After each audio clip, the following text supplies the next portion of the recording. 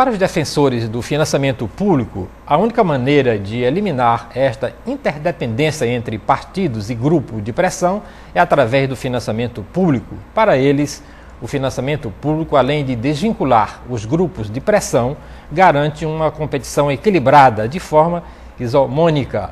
Quanto ao fato das despesas excessivas aos cofres públicos decorrentes do seu funcionamento, os paladinos deste sistema esclarecem que é mais vantajoso para o Estado despender o dinheiro com o financiamento público das campanhas do que aquele que depois faz o caminho de volta para ressarcir os financiadores particulares de campanhas eleitorais.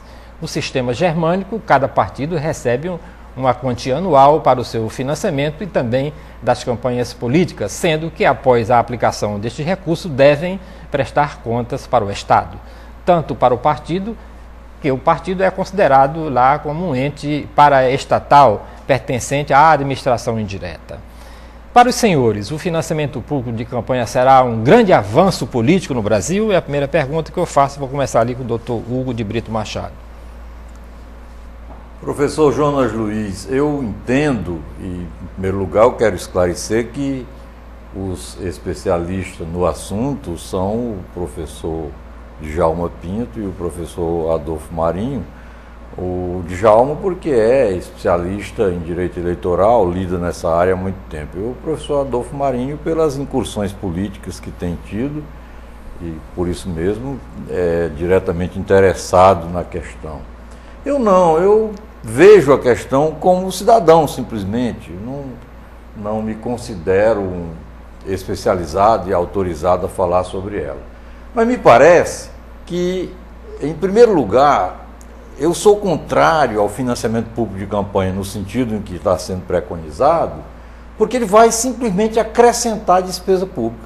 Nós já temos uma carga tributária exagerada e vai aumentar para poder arcar com esse custeio das despesas de campanha.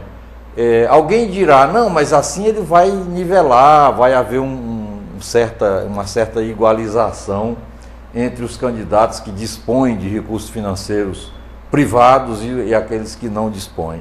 Eu penso que não, porque o Caixa 2 vai existir de qualquer modo. Isso é absolutamente inevitável. O controle dos recursos utilizados na campanha é absolutamente impossível, impraticável. De modo que eu, em princípio, eu sou contrário a esse financiamento público. Ok, professor Djalma Pinto. Olha, o Brasil vivencia uma situação dramática em relação a essa matéria. Existe realmente a constatação de que é impossível fazer eleição sem dinheiro. Não existe possibilidade de existir eleição em democracia sem custo. Quem deve suportar esse custo? Como conter o poder econômico investindo ou dominando o poder político? A sociedade tem que ter representantes, tem que ter governantes. Isso é da essência da democracia.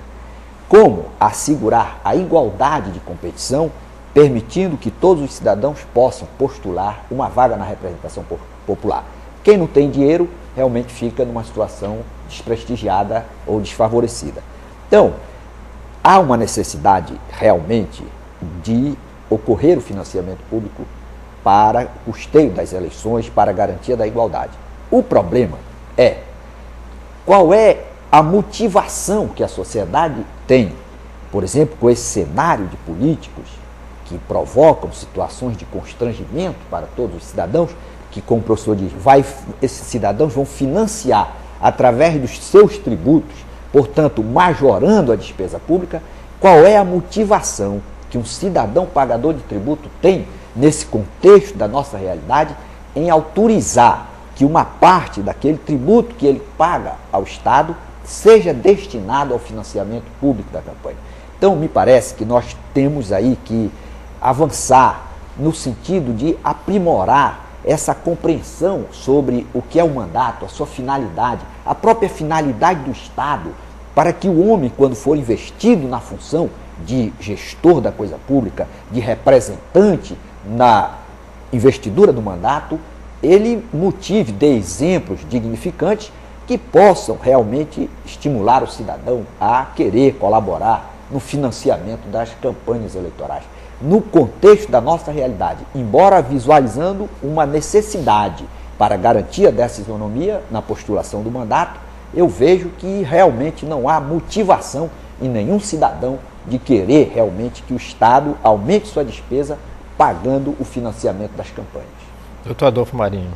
Bom, mais uma vez, agradecer o convite para estar aqui, e aqui hoje, de um modo especial, a presença do Dr. Hugo, do Dr. Djalma.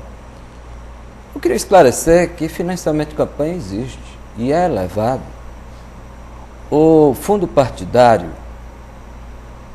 para cada eleitor, a União paga um valor que, em centavos, talvez o Djalma saiba de memória, 35 centavos, multiplicado por 130 milhões de eleitores, é algo perto de R$500 bilhão, é o fundo partidário. Além disso, os partidos têm, de uma forma definida, têm um acesso à televisão e ao rádio. Isso pode ser monetarizado. Eu acho que eu não exagero se nós imaginarmos que isso representa alguma coisa como R$1 bilhão, esse financiamento. O que eu começo a questionar, o que é que nós estamos querendo?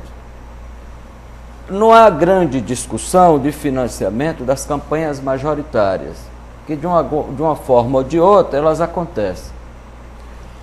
Dentro do parlamento, quando se discute financiamento público de campanha, a preocupação está mais centrada na eleição dos deputados, mais do que nas majoritárias.